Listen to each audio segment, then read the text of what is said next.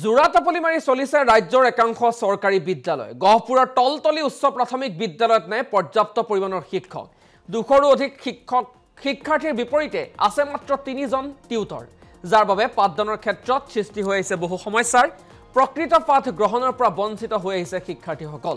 200ৰো অধিক শিক্ষাৰ্থী থকা বিদ্যালয়খনত অতি শীঘ্ৰেই শিক্ষক নিযুক্তিৰ দাবী উত্থাপন কৰিছে অভিভাৱক তথা সচেতন মহলে।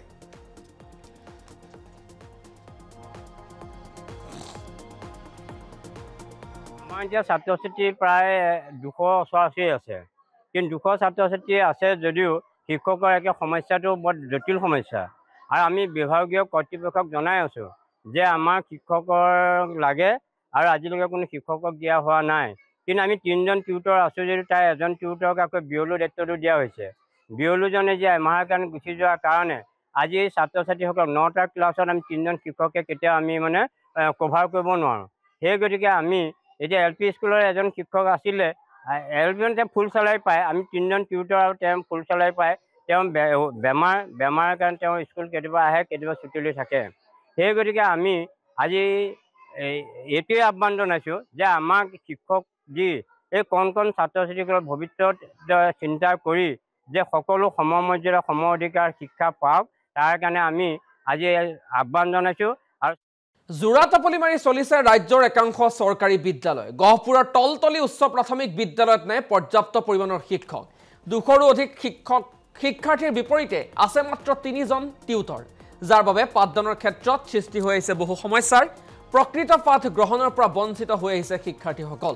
200ৰো অধিক শিক্ষাৰ্থী থকা বিদ্যালয়খনত অতি শীঘ্ৰেই শিক্ষক নিযুক্তিৰ দাবী উত্থাপন কৰিছে অভিভাৱক তথা সচেতন মহলে।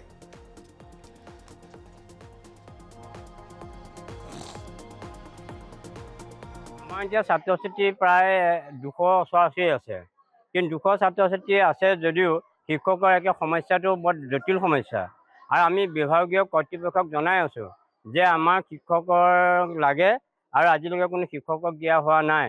কিন্তু আমি 3জন টিউটৰ আছোঁ যদিও তাৰ এজন টিউটৰক আকৌ বিয়লু দায়িত্বটো দিয়া হৈছে।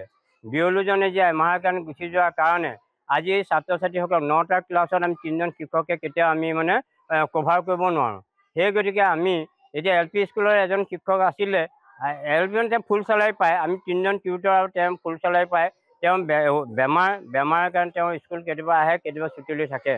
সেই গতিকে আমি আজি এইটোৱে আহ্বান জনাইছোঁ যে আমাক শিক্ষক দি এই কণ ছাত্ৰ ছাত্ৰীসকলৰ ভৱিষ্যত চিন্তা কৰি যে সকলো সমমৰ্যাদা সম অধিকাৰ শিক্ষা পাওক, তাৰ কাৰণে আমি আজি আহ্বান জনাইছোঁ।